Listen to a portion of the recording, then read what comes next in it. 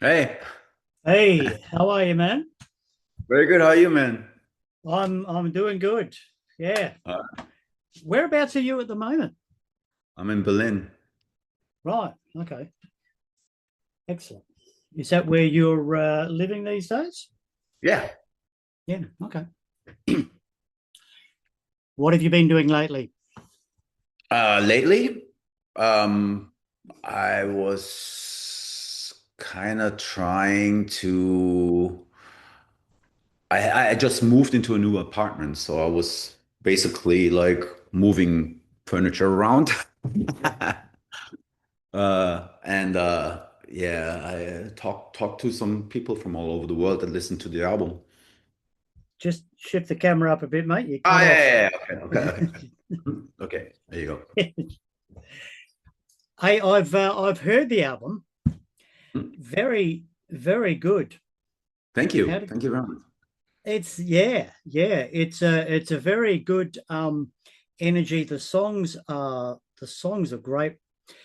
I've only heard it once. That's all I've had time for because this interview got set up very, very quickly. But I will say Barbarian, Mhm. Psychotic Imperator, and Loyal to the Grave are my favorites.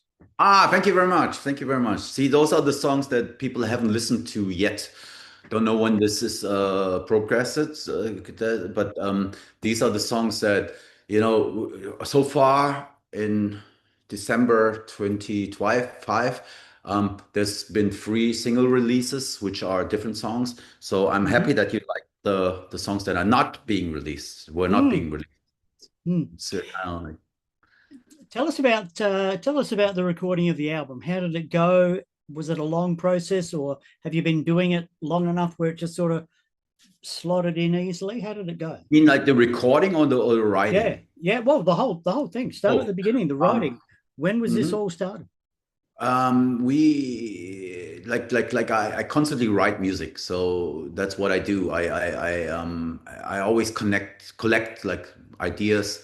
I collect riffs. I collect melodies, lyrics, and so I started writing the album in probably 2022. Mhm. And we're just collecting stuff constantly. And then when it came time to go into a studio to do the demos, that was the next part of the journey. I had a collaborator, any given day, we would record demos, and I booked the studio for May 25 this year. Mhm. And before I had to I collected 12 songs, and so I told the band that we will go into the studio in May, and I think I sent them the songs in maybe 5 weeks or so before we went into the studio to keep it fresh. So then we entered the studio in May, and we stayed there for 2 months. And everybody was like, ideas were flowing, creativity was flowing, everybody was participating. Mm. And now that I got the album, like the vinyl, I just received the vinyl from the label. Um, I can't believe that I did another album. I was like, this is the 16th Creator Studio Yeah. album. And I'm like, wow, good thing I still have it, and I still got the channels are open, and there's still creative juices flowing for me, and there's still the energy, and there's still like the vision turned into reality again. Because every time I start the journey, it seems like, okay, is it still relevant? Is it still current? Do I still have it? And yeah, I'm happy that the album came out the way it came out. Mm. Just backtrack just a bit when you were saying the band in the studio all together, the whole band. Yes, yes, the whole band were in the studio together. A lot of people I talk to, they're doing it, you know, different places. He's doing it at home. He's doing it at home. They're sending it all in. I think it lacks something. Yeah, absolutely. That's why we were insisting on going into the studio together, because feel, even though it's not very like, it's kind of old school to go into the studio as a four piece, with all the musicians at the same time. But we're an old school band, you know, we came from the 80s. So we do like we use modern day technology, you know. I mean, it's essential for this for this like for now to get the best results. But the fact that we're in the studio together, jamming on the songs, like talking about the songs, um, questioning whether or not the part is strong enough. mm, It's a part of the journey that makes an album, in my opinion, makes an album good. You know, mm, if mm, nobody, if we would have, I mean, it's would probably be possible. Like you said, I mean, it would be possible to just send files around and mm, okay, you do your part, you record your part there, you record your part at home. It's possible, but like you said earlier, it would lack something. It would lack the mm, human feel. mm. And There's a lot so to be said about eye contact, yeah, I think. exactly. Mm, Eye contact, emotional connection. mm, Um, everybody in the band needs to be able to connect to the music, to the lyrics, mm, and it's open for discussion. So it is a process that's just as important as me sitting at home coming up with the ideas and writing the lyrics, writing the songs. So um, Creator is a band, you know, and I think it's a big part of the sound to be able to go into a studio together. mm. How do you go touring these days? Because, you and I, we're not getting any younger. How do you go with long tours, plane flights especially? Like we're a Mm, long way away here. You came yeah, here recently with In Flames. That was a good yeah. tour. But how do you Thank you. go? How do you go personally with long flights? I go to sleep. Um, I don't know. I mean, to me, it's not. It's a part of the. It's Yeah. a part of the whole thing. I mean, don't get me wrong. I'm totally aware that it's hard and it's not getting any easier with age. But on the other hand, I look forward so much when I go to Australia. To me, it's like the anticipation and excitement is so great that I take the long flight. You know, it's a part of it.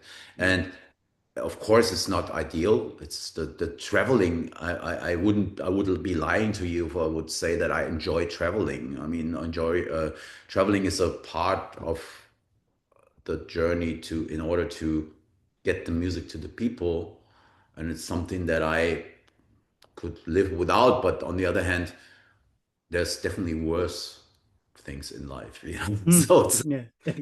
I'm not I'm not complaining, and I'm yeah. I mean, I enjoy playing, so Mm, uh, okay. the flying and the long flights and all that stuff, whatever. Yeah. How many times have you been to Australia now? I think 5 or 6 times. I'm not Yeah. sure. I need to do some research. But the first time we came was in '92. 92, was it? Mm, Yeah, yeah, yeah. yeah. For the Okay. renewal. Look, I was there. I thought it was a bit earlier than that. Um, Played a little club here in Adelaide. It was Yeah, yeah, your yeah, yeah, time. yeah. Yeah, yeah. It was quite small, and yeah. I mean, we built up. You know, I mean, Australia has always been for us. It was always exciting. Like you said, it's on the other end of the world, but it's the metal scene has been growing in Australia Mm, since mm. first time we came. So it's definitely exciting for us to come. Talk about the changes in the music industry over time, because you're from the '80s. I'm from the '80s. Um, what's the best thing you think in the way the music industry's changed? Is there a good thing? Yeah, there is a good thing. Technology is so advanced nowadays. I mean, you can basically what you can do nowadays compared to the 80s is if you're creative, you can record your own album in your bedroom. You can You can record your video with your own iPhone. You can connect people with people, right? Yeah. Mm. You can connect with people from all over the world. Um, Whereas compared to the 80s, we had to write letters, which was Mm. also exciting. We had, Mm. trading, but when we wanted to do a video, it was very expensive. Oh Nowadays, yeah, yeah. if you have a little bit of like a imagination, then you can do anything without a big effort, and it won't cost you as much as it cost us back in the day. So I think there's a lot of good things about living in 2025 and starting a band now. On the other hand, of course, there's more bands, there's more of everything. People's attention spans have changed. I mean, people are not so um, a lot of the, especially younger people, with TikTok generation, all that, it's a Mm. little different. But regardless of all these things, it's exciting times.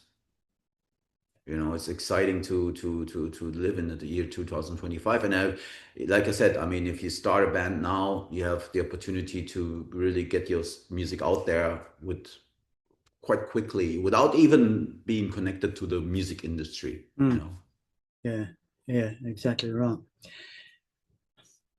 Early influences back when you just discovered heavy music. What would be the album or band that caught your attention? What was your gateway drug? Kiss probably. Mm-hmm. When I was very, very young, in the 70s, I would discover the band Kiss. Of course, not only because you're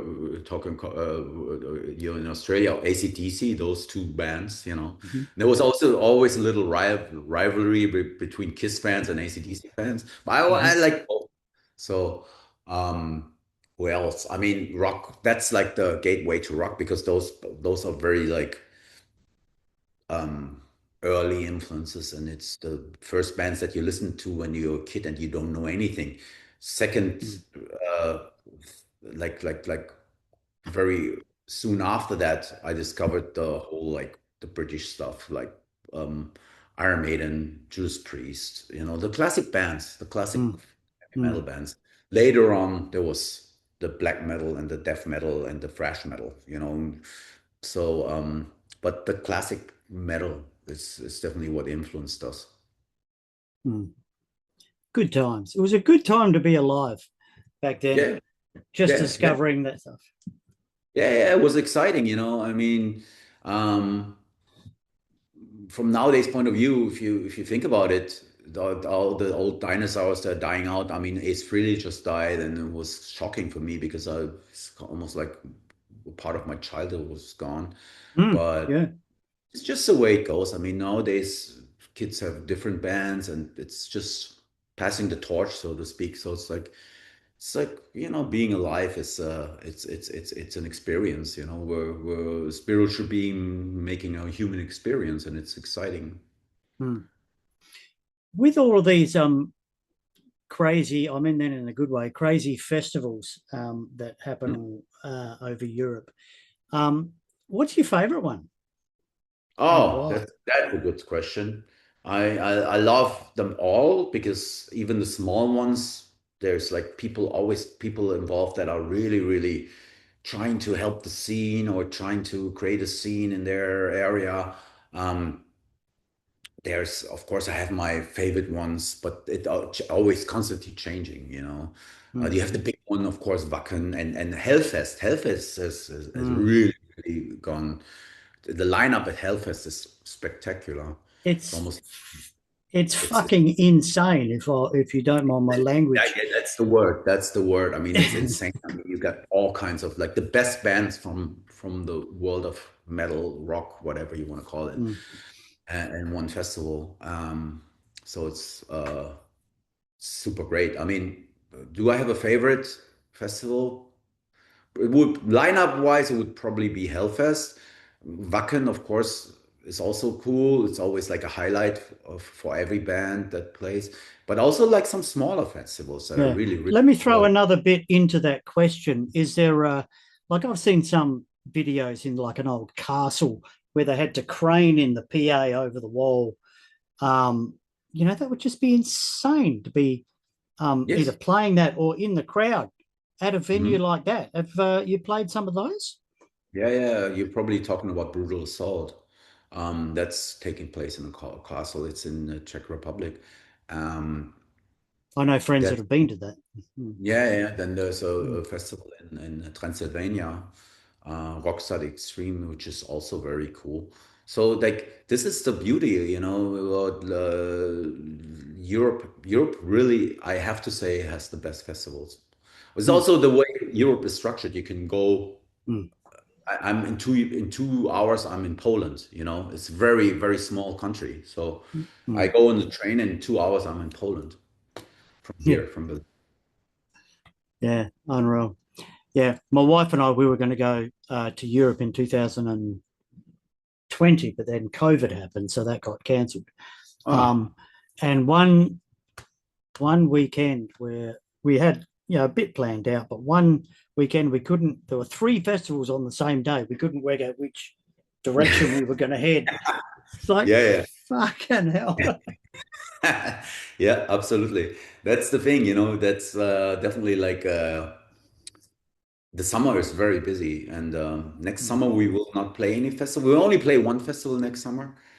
But uh, we do a tour here, and we don't do any festival. We will play three festivals in the US, which is exciting for us because there's not so many festivals in the US.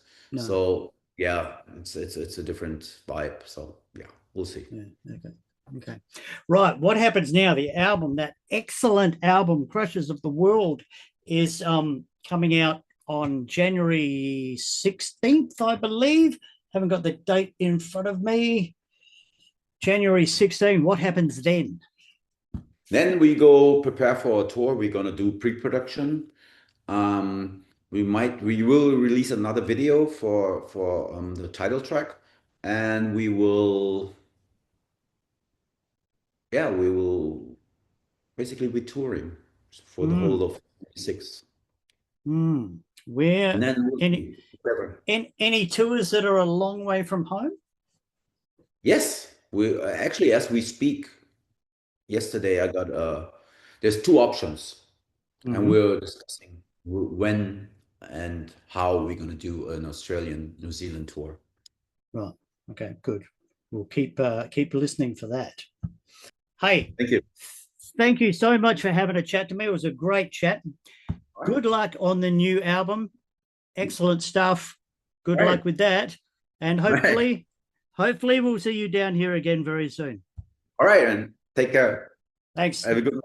Take care, Bye. man. Bye.